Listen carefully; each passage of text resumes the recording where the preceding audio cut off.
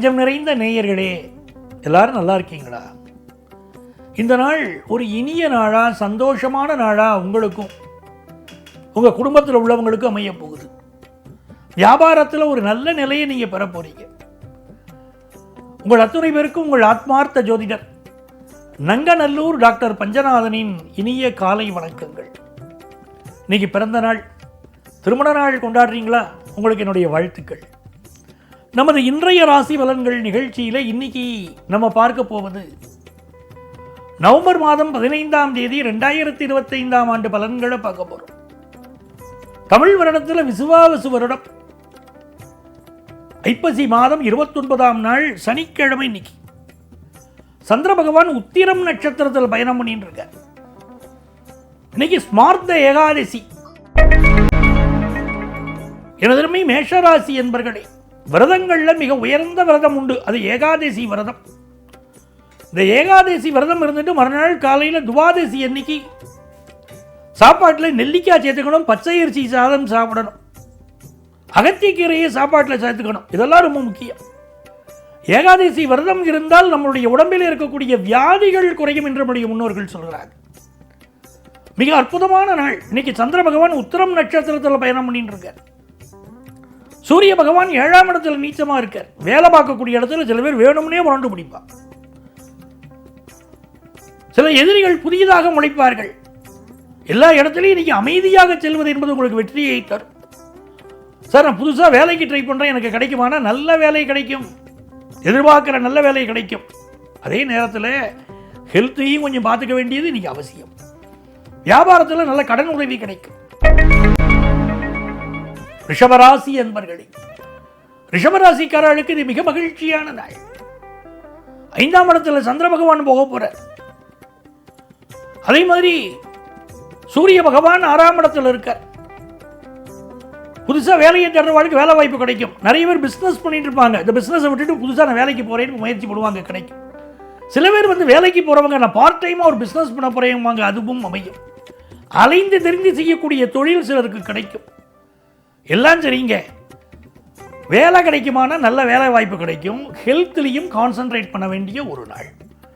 Business பண்றவங்களுக்கு நல்ல பணியாளர்கள் கிடைப்பாங்க.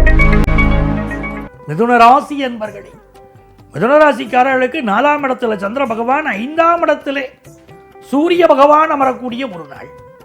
இந்த மாதிரி நாட்களில் பார்த்தீங்கன்னா புதுசாக வீடு வாங்கணும்னு தோணும். அதுவும் அடுக்குமாடி குடியிருப்பில் வீடு வேணும் அப்படிங்கிற எண்ணம் அதிகரிக்கும்.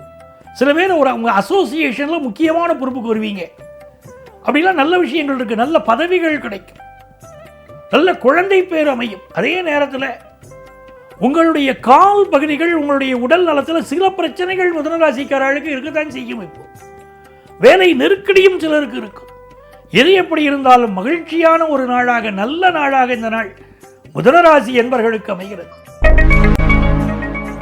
கடகராசி என்பவர்களே, கடகராசிக்காரர்களுக்கு சந்திர பகவான் தான் உங்களுடைய தெய்வம்.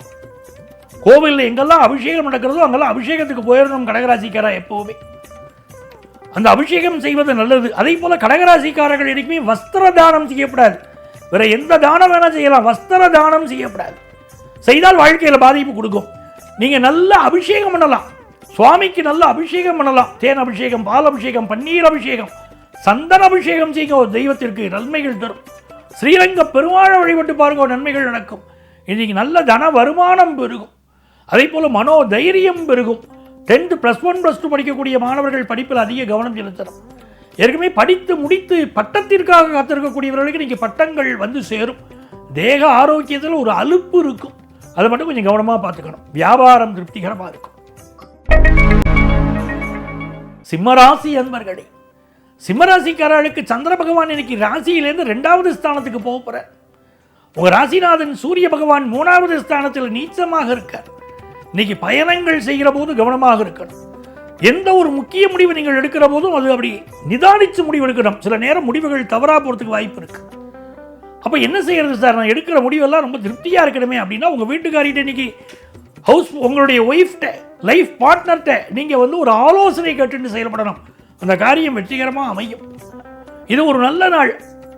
இந்த நாளில் பெண் தெய்வங்களை வழிபாடு செய்யக்கூடியவர்களுக்கு பெரிய வெற்றிகள் தேடி வரும்.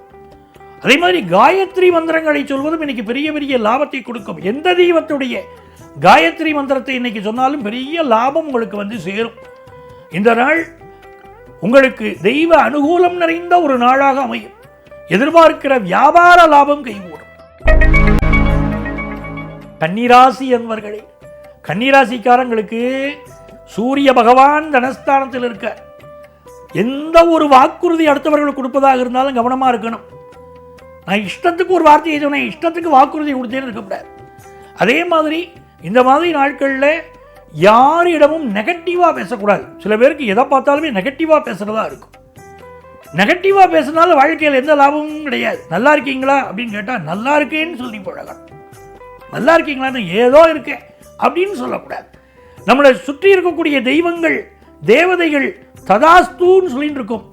அப்படின்னா அப்படியே ஆகட்டும்னு அர்த்தம். நீங்கள் நல்லா இருக்கேன்னு சொன்னால் அந்த நேரத்தில் தேவதைகள் ததாஸ்தூன்னு சொன்னால் உங்கள் வாழ்க்கை ரொம்ப நல்லா இருக்கும். அதை விட்டு நான் எப்படியோ இருக்கேன்னு சொன்னீங்கன்னா விஷயம் மாறி போயிடும். ஆகவே தான் நல்ல வார்த்தைகளை பேசணும் அப்படின்னு முன்னோர்கள் சொன்னாங்க. கன்னிராசிக்காரர்களுக்கு இன்னைக்கு வியாபார லாபம் கூடும். கல்வியில் நல்ல முன்னேற்றம் இருக்கும். நல்ல நாள். துலாம் ராசி என்பவர்களே, இது ஒரு யோகமான ஒரு நாளா உங்களுக்கு இருக்க போறது. சூரிய பகவான் உங்க ராசியில் இருக்க அரசு வேலை கிடைக்கக்கூடிய யோகம் சிலருக்கு உண்டு. கிழமை நாயகனாக இருக்கக்கூடிய சனி பகவான் 6ஆம் இடத்தில் இருக்கார். நல்ல வேலை வாய்ப்பு இன்னைக்கு கிடைக்கும். இன்னைக்கு தான தர்மம் செய்யணும். இந்த தான தர்மம் செய்வது மிகப்பெரிய வெற்றிகளை உங்களுக்கு உருவாக்கி கொடுக்கும். கஷ்டப்படுறவங்களுக்கு தான தர்மம் செய்யணும், அதுதான் முக்கியம். தூய்மை பணியாளர்களுக்கு இன்னைக்கு உதவணும். மாற்றுத்திறனாளிகளுக்கு உதவணும். ஏழைகளுக்கு உதவணும். உங்களிடம் பணியாற்றக்கூடியவர்களுக்கு உதவணும். இதெல்லாம் ரொம்ப நல்ல உங்களுக்கு வெற்றியை தேடித்தரும். அவங்க குடும்பத்தில் கல்வி உதவி தேவைப்படுகிறதா, அவர்கள் உடல் நலத்திற்கு உதவி தேவைப்படுகிறதா, எல்லாத்தையும் செய்து பாருங்கள். துளாராசிக்காரர்களுக்கு பெரிய வெற்றி வரும். நல்ல நாள். பிஸ்னஸில் லாபம் கூடும்.